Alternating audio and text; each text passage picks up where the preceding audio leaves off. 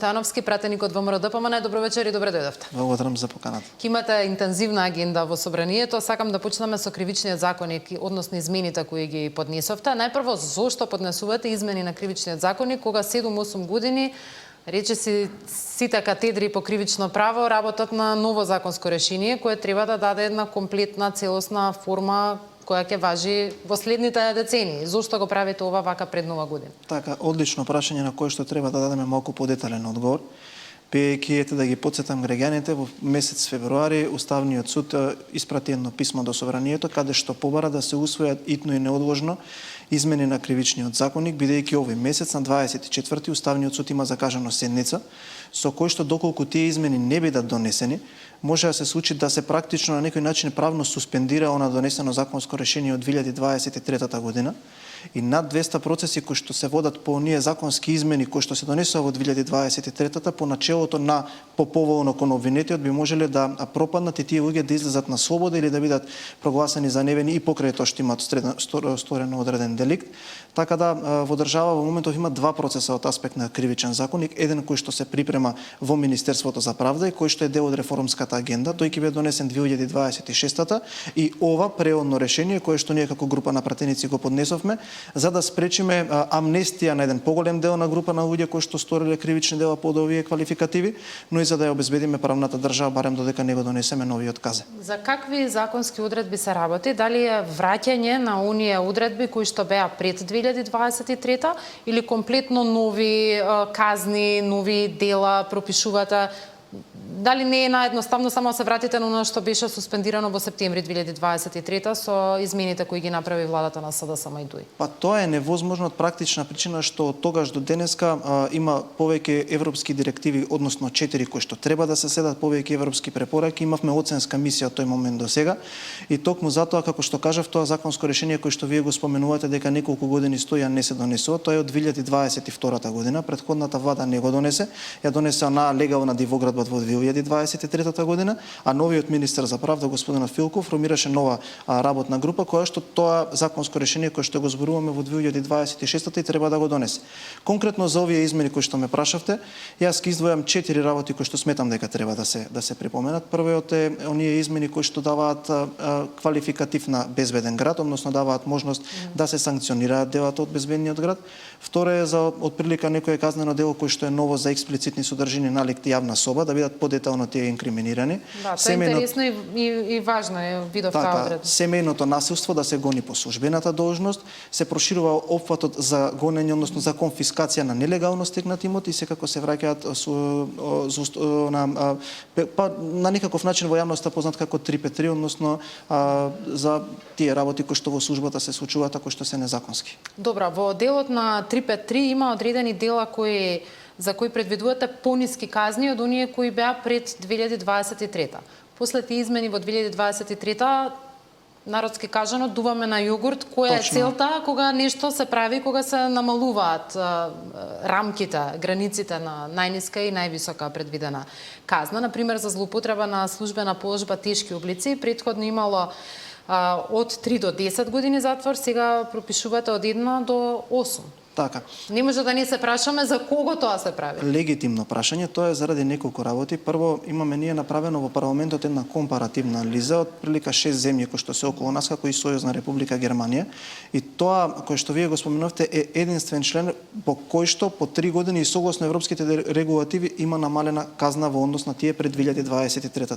Сите други дела, покрај тоа што се проширува рамката на инкриминација на стореното дело, имаат покачени казни. Конкретно, ако зборуваме за јавните набавки, претходно тоа дело беше комплетно избришено во 2023 година, ние се враќаме од 4 до 10 години. Зосторничко здружување беше од 1 до 3 години, сега ние го враќаме тоа од 4 до 10 години, односно од 1 до 8, и на таков начин сакаме да покажеме дека без разлика што сега ние сме мнозинството и можеме тоа и да го направиме или да го избришеме како што претходно тоа го направи, не го правиме тоа, туку го прошируваме опфатот и ги заоструваме казните. Да, добро, и кај јавните набавки има намалување, било 5 до 12, сега трае 3 до 10 години, но добро е што се враќа тоа Така, кај јавните дело. набавки комплетно членот во 2023 година во најголем дел беше избришен. Да, зборувам за пред 2023. Така да, но повторно ќе кажам, се работи за европски регулативи и директиви по кои што ние мораме да ги следиме. Но таа анализа која што јас ја споменав, која што ја изработи парламентарниот институт при собранието, практично укажува дека и вака предложените казни се сепак највисоки од тие земји кои што ние ги анализирав.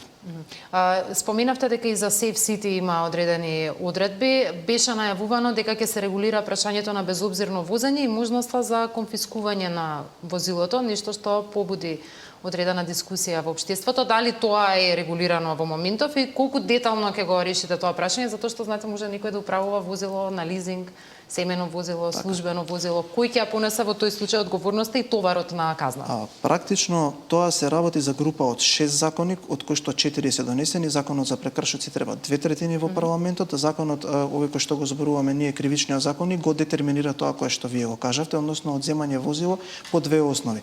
Првата е за безобзирно управување, а втората е подетални, би кажал, подетална платформа на тоа како може државата да го одземе возилото тој кој што го управува на начин на кој што е практично и не смени да помисли, а камоли да го управува на улиците.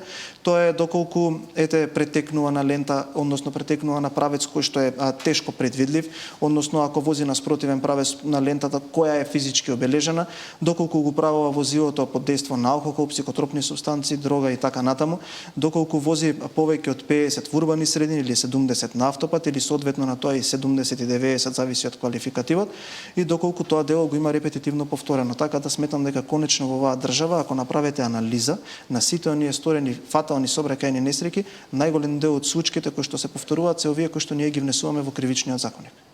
Регулирано ли е некако кој ќе сноси одговорноста, односно чие возило ќе биде конфискувано во таква ситуација? Мислам, треба да биде возилото кое што учествувало во тоа безобзирно возење, меѓутоа чие е тоа возило? Кој го носи товарот на таа казна? Во другиот пакет на закони, што е законот за возила, законот за санкции и така натака, е регулирано ова прашање и секој оно отворено прашање во јавноста во овој тест период кој што се појави е регулирано така да секој оној кој што управува со возило безобзирно е сторител, согласно одредбите во законот ќе биде санкциониран тој кој што го управува возилото. Ќе успеете ли, бидејќи кривичниот законник се носи со мнозинство од присутните пратеници, малку дури ми е и чудно тоа толку значаен закон да се носи со толку мало мнозинство, тесно мнозинство во собранието, но законот за прекршоци од друга страна е закон кој што се носи со двотретинско мнозинство. Ќе успеете ли да обезбедите воопшто доволна политичка поддршка во собранието за Safe City да може да почне да функционира со сите законски решенија потребни од 1 февруари? Реално тој е клучниот закон за да може овој систем да профункционира. На собраниската комисија немаше присутни од опозицијата пратеници, нито поднесени амандмани.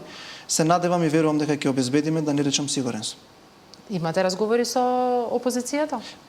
Така сме разговарале до сега на маргините на собранието, но верувам дека ќе го поддржат ова законско решение. Добро, зошто се носи сепак во последен момент овој систем се подготвуваше долго време, 2 месеци во тест период, дури сега ќе почната некаква дискусија околу донесување на законските решенија. Особено ве прашувам ова затоа што ние имаме еден ајде на англиски ми доаѓа зборот surveillance систем во главниот град. Така? А немаме никаква законска регулатива за тоа во моментот. Заради тоа што е нешто кое што првпат се изведува, затоа што е системски закон и затоа што верувавме дека многу од работите кои што ќе треба да ги промениме ќе се појават во овој тест период, како што е случајот со овие закони. Еве денеска доаѓам од собранието, имавме еден состанок со асоциација на луѓе кои што поседуваат рентакар бизниси, кои што издаваат, односно кои што пласираат автомобили на пазарот на лизинг, така да секојдневно ќе се појавуваат можеби вакви работи кои што ќе треба да ги ставиме во една правна рамка за да може системот да профункционира. Така да не би рекол дека е доцна. 1 февруари е навистина соодветно време за ова да се започне и до тогаш овие законски измени ќе бидат веќе внесени во системот. Сметам дека е човечки и дека беше мудро што дадовме тест период за да можат и оние кои што се на некаков начин ги создаваат и ги пишуваат законите и оние кои што треба да ги почитуваат да се навикнат на овој систем на функционирање. Добро, онаа тема која што во изминатиот период се наметна политички централна од страна на опозицијата се тие резолуции за мигрантите. Прво, Имате ли во собранието добиено воопшто резолуција од СДСМ? Ние проверуваме секој ден, меѓутоа можеби нешто се променило. Денеска тие најавуваа, но до овој момент има или нема опозицијска резолуција? До овој момент нема поднесено резолуција од страна на СДСМ. Добро, тие поднесоа представка пред Уставниот суд за да го оспорат документот кој мнозинството го донесе. Што очекувате да направи Уставниот суд по представката која поднесе СДСМ? Па ете, која е одлука да донесе, ние ќе ја почитуваме, но јас не сметам лично дека како правнички елемент резолуцијата може да биде оценувана од Уставниот суд, бидејќи резолуцијата во суштина е по собранискиот деловник и изразување на волја на пратеници. Практично би требало они да оспорат некаков правен акт како закон или нешто слично кое што би произлегло од таа резолуција. И сметам дека ова е само еден политички производ, бидејќи оваа тема им се распрсна. Тие сметаа дека нема остро да биде демонтирана од наша страна или дека ќе добијат некој политички поен. Ја не сретнав релевантна институција во држава, па можеби тие кои што се дипломатски конзуларни представништва не ја демонтираа оваа тема, сметаа дека ќе им донесе некаков политички поен. Јас сметам дека ние доволно го кренавме влогот со тоа што претседателот на владата кажа дека доколку наредната година тие од СДСМ кои што сега и тега ја управуваат партијата најдат некој мигрант ќе ја поднесе својата политичка оставка, но тоа е тема која што сметам дека сепак сакајќи да биде најавајќи како бомба беше петарда која што им пукна во рака. Добро, тоа што е во ваша надлежност како пратеници, тоа беше резолуцијата која беше донесена. Може ли од вашата позиција коментар зошто мораше тоа да биде резолуција во која ќе се осуди опозицијата?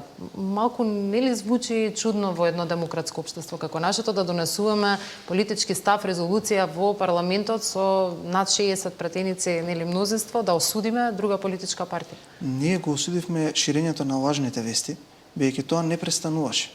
Ако вие пласирате одредена тема и ако ја демонтираат председателот на владата, председателот на републиката, министерот за надворешни работи, министерот за внатрешни работи, вие продолжувате тоа да го правите, на крајот од денот треба да бидете свесни дека создавате и влегувате во одредени дејности кои што ги квалификуваат и кривичните законици во нашата држава.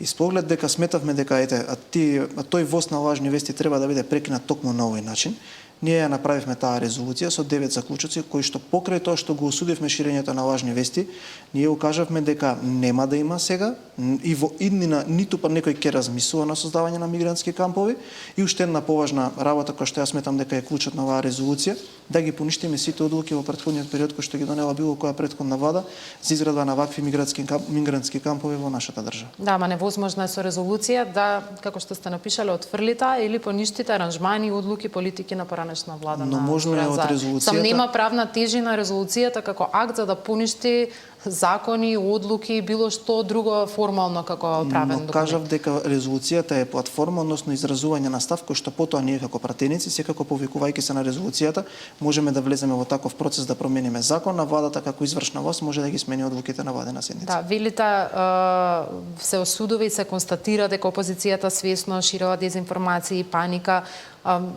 Собранието може ли да се даде за право да утврдува што е лага, што е политички став, ако нема судска постапка за тоа? Па сметам дека може, бидејќи повторно кажа, вие ако имате институции кои што тоа го демонтираат, не може да биде ништо спротивно од лага, бидејќи вистината е таа која што ја кажуваат институциите. Ама тие си носат политичка одговорност за тоа. Ако лажат, ама да се подпреме на документи. Да се подпреме на документи. Тие се повикуваат дека во договорот за стратешко партнерство со Обединетото кралство стои некоја таква одредба, тоа е невистина, бидејќи во собранието беше усвоен закон. А втора работа која што би сакавте да ја поставам како можеби одредена теза, зошто никој во Британија од институциите не потврди дека имало такви разговори. Јас видов само 2 потврди дека за такво нешто не се разговарало и дека е демонтирано. Повторно кажав, да, точно ние како пратеници, како политичари имаме одговорност да ставиме крај на лажните вести и на тероризирањето и константното плашење на граѓаните за нешто што е невистина. Затоа што сега ова ако помине на ваков начин не санкционирано или не осудено од јавноста, ова ќе се случува за секоја една тема понатака. Да, се согласувам во делот за мигрантите, но ми останува чувството кога ќе видам еден ваков документ дека утре може да има резолуција против медиуми, граѓански организации, да не шират ова, да не креvaат паника и така натаму. Сепак мислам дека не е некој врвен демократски. Мислам дека е ова добро за медиумите на крајот од денот, бидејќи се санкционира ширењето, повторно ќе кажам, на невистини во јавноста. Таква резолуција нема да се случи, но ако ги гледаме инструментите кои што ги имате вие во парламентот како опозиција, Ова беше резолуција која што помена на Комисијата за политички систем, каде што секој еден пратеник можеше да дојде, да поднесе амандмани, да се разговара, да го спора тоа кој што го напиша. Јас видов само една пресконференција надвор од парламентот од генералниот секретар на партијата, што не е ни пратеник. Јас до сега, освен Јованка Тренчевска, не сум видел ниту еден друг пратеник да каже став за ова прашање. Така да вие, ако велите со нешто дека не се согласувате, имате во собранието инструменти тоа и да го направите на начин на кој што е соодветен. Да. Последната тема која би сакала да ја фатиме, од владата попладнево потврдија дека добила допис од ЕСАМ итно да се прогласи кризна состојба на пазарот со струја, бараат активирање на државни резерви со мазут, бидејќи поради блокадите на грчките земјоделци не може да се реализира набавката. Одлука ќе се носи на следната владина седница, која потоа треба да дојде и во парламентот. Вие председавате со надлежната собраниска комисија. Како ќе тече оваа постапка? Денеска се информира веднаш што ме прочита веста. Вистина е дека ЕСАМ побарава од владата прогласување на кризна состојба, бидејќи покрај тоа што има блокади на граничните премини, ние како држава една од најглавните енергенси за производство на струјано и на топлинска енергија е мазутот. Исто така, конзумот кој што го има Грција како држава го исполнуваат Бугарија заради национализација на нивната институција која што произведува ваква енергија, исто така проблемот со Србија. И оваа кризна состојба се бара за да се даде можност владата да ги отстапи државните резерви на компанијата за да може да произведува струја и топлинска енергија додека не се реши проблемот барем во овој момент со граничниот премен, кој што да бидам искрен е проблем кој што го има Република Грција заради протестите на земјоделците и токму затоа се бара оваа кризна состојба. Така да доколку владата на наредната седница, ако не се откочат протестите, одлучи да прогласи кризна состојба, секако парламентот ќе ја донесе и ќе го решиме овој проблем, бидејќи не можеме да дозволиме да трпат ни граѓаните ни стопанството. Бојан Стојановски во тема на денот, благодарам за гостувањето. Ви благодарам и на вас.